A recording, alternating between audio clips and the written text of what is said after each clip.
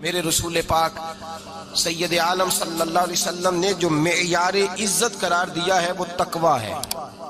قرآن مجید نے جو معیار عزت قرار دیا ہے وہ نہ کسی بڑے کا بیٹا ہونا، نہ کسی اعلیٰ نسل خاندان سے ہونا، یہ بھی وقار کی علامتیں ہیں.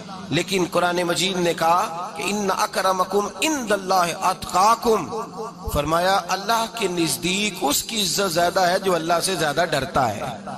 اور متقی نماز پڑھنے والے کو نہیں کہتے، متقی روزہ رکھنے والے کو نہیں کہتے، متقی حج کرنے والے کو نہیں کہتے، یہ بھی یاد رکھیں. متقی پرہیزگار اس شخص کو نہیں کہتے جو صدقات و خیرات زیادہ کرتا ہے. متقی پرہیزگار اس کو کہا جاتا ہے جو گناہوں سے بچتا ہے، جو غلطی نہیں کرتا وہ پرہیزگار ہے، جو گناہ سے حد الامکان کوشش کرتا ہے بچنے کی وہ پرہیزگار ہے. قرآن مجید نے کہا کہ اللہ کی نظر میں اس کی عزت ہے جو زیادہ پرہیزگار ہے، جو اللہ سے زیادہ. حضرت عبداللہ ابن مسعود رضی اللہ تعالیٰ عنہ سے کسی نے پوچھا تھا حضرت جی بڑا عالم کون ہوتا ہے، بڑا عالم کون ہوتا ہے؟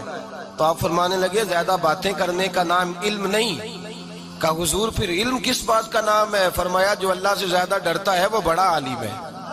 اس لیے کہ قرآن مجید نے کہا انما یخشی اللہ من عبادہ العلماء، اللہ سے اللہ کے وہ بندے ڈرتے ہیں جنہیں اللہ نے علم عطا فرمایا ہے، وہ ڈرتے ہیں. تو عزت کا پہلا معیار ہم سمجھتے ہیں بڑی گاڑی، نوکر چاکر، آنا جانا، یہ سارے باعث عزت ہیں. قرآن مجید نے کہا نہیں، تو اگر سمجھتا ہے نا میں وہ نواب خاندان سے ہوں، چودھری ہوں، تو میں باعث عزت ہوں. حضرت بایزید بسطامی کے پڑوس میں یہودیوں کا پیشوا رہتا تھا، آپ کی مخالفت کرتا، ساری زندگی اس نے مخالفت کی. یہودیوں سے بڑا مانتے تھے، اس سے کوئی غلطی ہو گئی سارے اسے چھوڑ گئے. پہلے رئیس اعظم ہوتا تھا، پھر غریب ہو گیا. ایک دن حضرت بایزید بسطامی گھر آئے تو بچے کے رونے کی آواز آئی. زوجہ سے پوچھنے لگے اس کا بچہ کیوں روتا ہے؟ تو کہنے لگی آپ کو پتہ ہے نا اب لوگ اسے چھوڑ گئے ہیں تو گھر میں دیا نہیں جلتا، بچہ چھوٹا ہے اندھیرے میں روتا ہے. رات گہری ہو گئی تو حضرت بایزید نے اپنے گھر سے دیا اٹھایا، اپنے گھر سے دروازے پہ دستک دی. وہ باہر آیا تو جناب بایزید کا انداز کیا ہے؟ اس نے مخالفت کی زندگی بھر. انداز کیا ہے؟ باہر آتے ہی نا آپ فوراً اس کو بولنے نہیں دیا، کہنے لگے او بھائی سن لے، میں پہلے بھی آ سکتا تھا، دیر سے اس لیے آیا ہوں کہ گلیاں سنسان ہو جائے، لوگ سو جائیں، تجھے اور مجھے کوئی نہیں دیکھ رہا ہے کہ میں ہوں دوسرا تو ہے، اور تو مجھے اچھی طرح جانتا ہے. بایزید وہ نہیں کہ جو نیکی کرے گا اور دنیا کو بتائے گا، میں تیرا راز بھی رکھوں گا. اور بچے تو معصوم ہوتے ہیں نا. فرمایا میرے بڑے ہو گئے تیرے چھوٹے ہیں، یہ پکڑ لے دیا گھر میں لے جا، اور میرا وعدہ ہے کسی کو ساری زندگی اس نے مخالفت کی. وہ شخص کہتا ہے مجھے بولنے کا موقع نہ دیا، دیا دے کے چلے گئے. اگلی شام پھر آئی، رات گہری ہوئی تو پھر دروازے پہ دستک ہوئی. میں باہر گیا، نیا چراغ، نئی بتی، نیا دیا. کہنے لگے دیکھ کوئی نہیں دیکھ رہا، میں اس وقت آیا ہوں جب تنہائی ہو، اور تو مجھے جانتا ہے میں غلط بات بھی نہیں کرتا، یہ دیا رکھ لے، میں کسی کو بتاؤں گا بھی نہیں. کہتے چلے گئے. تیسرا دن آیا تو وہ یہودی کہتا ہے میرے صبر کا بندھن ٹوٹ گیا، میں ٹوٹ گیا. ان کی نیکی نے مجھے خرید لیا، ان کے معاف کرنے نے ان کی عزت میرے دل میری روح میں بڑھا دی. کہتے ہیں جب دروازے پہ دستک دی میں باہر آیا، انہوں نے دیا تھمایا. کہنے لگے دیکھ بھی کوئی نہیں رہا، اور تو مجھے جانتا ہے میں مصطفیٰ کا غلام ہوں، میں جھوٹ بھی نہیں بولتا، میں بتاؤں گا بھی نہیں، تیرا راز رکھوں گا. کہتے ہیں انہوں نے دیا تو اس یہودی پیشوا نے شور مچانا شروع کیا. کہنے لگا مسلمانوں باہر نکلو، یہودیوں باہر آؤ، عیسائیوں باہر آؤ. شور مچ گیا، لوگ چھتوں پہ چڑھ گئے. کیا ہوا کیا ہوا؟ کہنے لگا یہ بایزید ہے، میں یہودیوں کا پیشوا ہوں. میں نے ساری زندگی جھوٹے الزام لگائے، ساری زندگی اس کو بدنام کرنے کا ہر حربہ استعمال کیا، جو مجھ سے بن سکتا تھا میں نے کیا. پر یہ عجیب شخص ہے، یہ پرسوں بھی مجھے دیا دے گیا ہے، آج بھی دے گیا ہے، کل بھی دے گیا ہے. میں ساری زندگی اسے رلاتا رہا، اور اس نے میرا چھوٹا سا بچہ بھی میرے بچے کا رونا بھی اس سے برداشت نہیں ہوا. میں تم سب کو گواہ بنا کے کہتا ہوں میں جھوٹا ہوں، بایزید سچے ہیں، ان کا مذہب بھی سچا ہے، قرآن بھی سچا ہے، اسلام بھی سچا ہے، اور جس مصطفیٰ کا یہ کلمہ پڑھتے ہیں وہ محبوب بھی بڑا سچا ہے، یہ سچے دین کے ماننے والے ہیں. کہنے لگے میں تمہیں گواہ بنا کے مصطفیٰ کا کلمہ پڑھتا ہوں اور تمہیں بتاتا ہوں کہ آؤ سارے در رسول پہ جھک جائے. بھائی یاد رکھیں، سمجھیں، غور کریں، عزت درگزر سے، اب اس پر میں زیادہ بات نہیں کر سکتا، عزت درگزر سے ملے گی۔ ایک تو آپ کو عزت عاجزی سے ملے گی، تقوی سے ملے گی، عزت درگزر سے ملے گی، عزت قناعت سے ملے گی، عزت کم بولنے سے ملے گی۔ اور اگر زیادہ عزت لینی ہے اور عزت اتنی لینی ہے کہ چھا جاؤ دنیا میں، اگر چھا جانے کا شوق ہو نا تو پھر رب فرماتا ہے میرے مصطفیٰ کی غلامی کر لو، پھر میرے نبی کے ہو جاؤ۔ قل ان کنتم تحبون اللہ فاتبعونی یحببکم اللہ، فرمایا تم میرے نبی کے ہو جاؤ، دنیا بھی تمہاری اور دنیا بنانے والا خدا بھی تمہارا ہو جائے گا۔ تم میرے غلامی مصطفیٰ میں عزت ہے، رسول اللہ کی نوکری میں، اور قسم اللہ کی بڑی عزت ہے، بڑی عزت ہے، بڑا وقار ہے، بڑا پیار ہے، بڑا حسن ہے، بڑی رعنائی ہے، بڑا ٹھہراؤ ہے۔ یار وہ جو لوگ کہتے ہیں نا میں پتہ نہیں کون ہوں، کہاں کا رہنے والا ہوں، یار نہیں لوگ پوچھتے تو کون تھا، تیری برادری کیا ہے، تو کہاں کا ہے، نہیں پوچھتے۔ تیرے لبوں پہ اگر ذکر مصطفیٰ ہے تو دنیا تیری غلام ہے، اگر تو حضور کا ہے تو پھر سارے دامن مصطفیٰ سے جو بھی لپٹا وہ یگانہ ہو گیا، اور جس کے حضور ہو گئے اس کا زمانہ ہو گیا، جس کے حضور ہو گئے اس کا۔ اقبال کہتے ہیں قوت عشق سے ہر پست کو بالا کر دے، اور دہر میں اس میں محمد سے اجالا کر دے، اور کی محمد سے وفا تو نے تو ہم تیرے، کی محمد سے وفا تو نے تو ہم تیرے، یہ جہاں چیز ہے کیا لوح قلم تیرے۔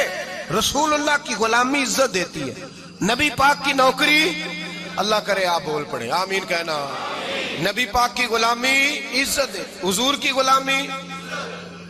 یار بندہ بالکل بے عمل ہونا، بالکل تو میری طرح داڑھی رکھ کے پگڑی باندھ کے بس میں بھی چڑھ جائے تو کئی لوگ سیٹیں خالی کر دیتے ہیں، کہتے ہیں بزرگوں یہاں آ جائیں، حضرت جی یہاں آ جائیں، تو پھر عزت کس چیز کی ہوئی؟ سنت مصطفیٰ کی ہوئی نا، پھر عزت نبی پاک کی سنت کی ہوئی نا، وقار کی ہوئی نا۔ ایک صاحب، ایک بچے نے داڑھی رکھ لی تو مجھے آ کے کہنے لگے حضرت جی لوگ بڑے بڑے لقب دینے لگے ہیں۔ میں نے کہا کیا؟ کوئی کہتا ہے حضرت صاحب، کوئی کہتا ہے قاری صاحب، کوئی کہتا ہے حافظ صاحب، کوئی کہتا ہے علامہ صاحب۔ تو میں نے کہا تیری موج نہیں بن گئی، 4 سالوں میں حفظ ہوتا ہے، تجھے مفت کا لقب مل گیا ہے، درس نظامی 8 سال میں ہوتا ہے، مفت کا علامہ بن گیا ہے، تجھے وقار نہیں دے دیا اللہ تعالیٰ نے، عزت۔ میرے اعلیٰ حضرت فرماتے ہیں عزت در رسول پہ ہے، عزت حضور کی۔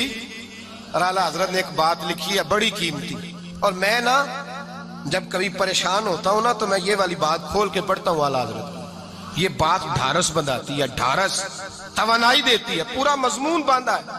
اعلیٰ حضرت کہتے ہیں بیروپیہ تھا مداری، روپ بدل بدل کے دکھایا کرتا تھا، بادشاہوں سے انعام لیتا تھا۔ ایک دن اورنگزیب عالمگیر کے پاس آ گیا، کہنے لگا میں روپ بدلوں گا، اگر آپ پہچان نہ سکے تو میں انعام لوں گا۔ آپ نے فرمایا میں کوئی ایسے ویسا بادشاہ نہیں، کہا مجھے دھوکہ دینا مشکل ہے، کہا نہیں میں روپ بدلوں گا۔ حضرت اورنگزیب عالمگیر بڑے نیک بادشاہ گزرے، بڑے پرہیزگار آدمی، وہ بے روپیہ کہنے لگا میں روپ بدلوں گا، آپ نہیں پہچان سکیں گے۔ فرمایا چل جتنا تیرے اندر زور ہے لگا لے۔ حضرت نے اعلان کیا کہ میں نے فوجی بھرتی کر دیں، 2 ماہ کے بعد ٹیسٹ ہوگا۔ وہ 2 مہینے دوڑتا رہا، رنگ روپ بناتا رہا، آیا ٹیسٹ دینے، 2-3 سپاہیوں کا امتحان لیا، اس کی باری آئی تو 10 روپے دیے، کہنے لگے تیرے آنے جانے کا کرایہ میں نے تجھے پہچان لیا ہے۔